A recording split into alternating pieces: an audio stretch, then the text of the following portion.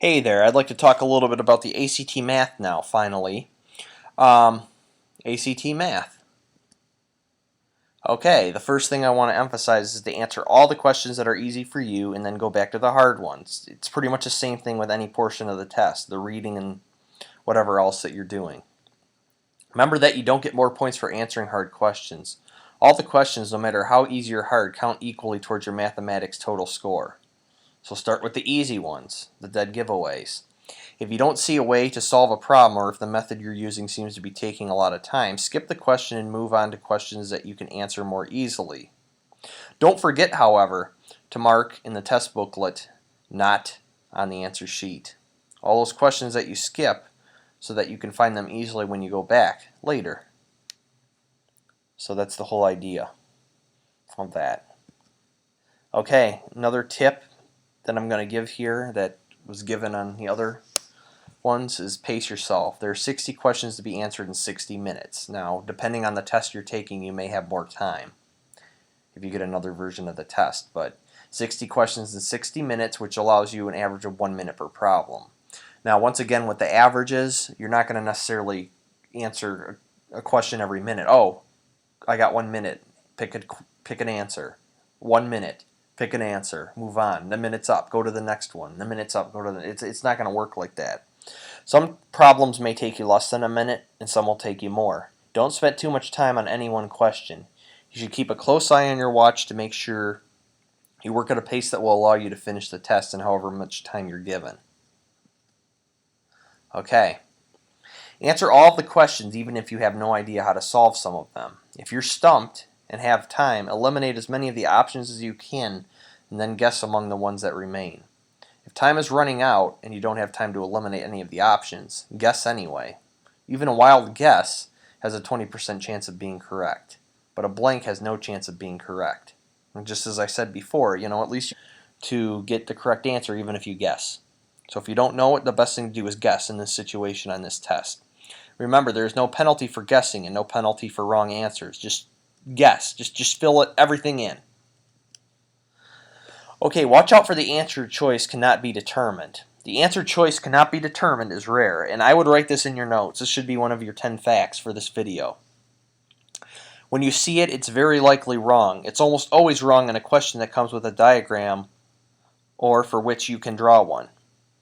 So don't try to avoid this answer. It doesn't pop up very often. Just keep that in mind. Okay.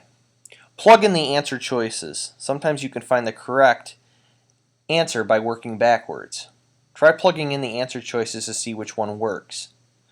Okay, so let's say you have an equation and the answer, they give you 1, 2, 3, 4, 5 or whatever, and then you plug in these answers and then you follow the operations, and if one side equals the other, then you found the answer. So that's one strategy you can use. Even though that might be a little bit time consuming, I'd be a little bit careful, but that is a possibility if worse comes to worse. For example, suppose you're trying to quadratic expression to factor and can't remember the quadratic formula. You might be able to get the correct answer by substituting the options in turn into the equation until one works. However, don't use a strategy if it is more time consuming than other strategies. Like I said, you got to be careful with that because you don't know how long it's going to take, but that's a possibility if you have enough time and you can't figure out a problem. Okay, use your calculator wisely. A calculator will be helpful on the mathematics test only if you are very familiar with one you bring to the test and you use it wisely during the test. Remember that a non-calculator strategy is often better than a calculator strategy, and make sure the numbers on your calculator gives you are reasonable and make sense. One thing I did learn about the math test, though, that I want to pass on to everyone is that it's not necessarily a test where it measures calculation, your skill to calculate. So that's why you have it measures how to, follow the steps in order to complete the problems properly. It's not so much a calculation thing. So just keep that in mind. Okay, think. Read each problem carefully. Before answering each question, ask yourself, what is the question asking? And what do I know? Then make sure to answer the question that's asked. Check if your answer makes sense.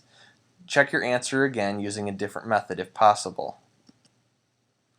Okay, don't panic if you suddenly can't remember a formula or all the steps of a procedure you've been taught. There might be another way to do the problem that will work just as well. For example, you don't have to write and solve an equation for every algebra word problem. You might be able to reason through such a problem and get the correct answer without an equation. Sometimes it's best to let your common sense about numbers take over. For example, can Mary run at 40 miles per hour? Does that make any sense? So just use your common sense with these. Finally, remember that the ACT doesn't punish wrong answers. I know I've said this a million times. You're probably getting annoyed with it, but I want you to remember that. So don't leave anything blank or you'll waste your points. So I believe that's it. Thank you for watching. Go to number2.com, please, and practice some of these strategies you learned.